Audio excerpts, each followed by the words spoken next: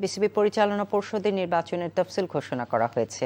আগামী ৭ June vote গ্রহণ অনুষ্ঠিত হবে। প্রধান নির্বাচন কমিশনার আহসানুল করিমের স্বাক্ষরিত সংবাদ বিজ্ঞপ্তিতে এই তথ্য জানানো হয়। তফসিল অনুযায়ী আগামী 17 মে খসড়া ভোটার তালিকা প্রকাশ করা হবে। 18 মে খসড়া ভোটার তালিকার ওপর আপত্তি গ্রহণের পর 19 মে সকালে শুনানি অনুষ্ঠিত হবে। 19 মে বিকেলে চূড়ান্ত ভোটার তালিকা প্রকাশ করা হবে।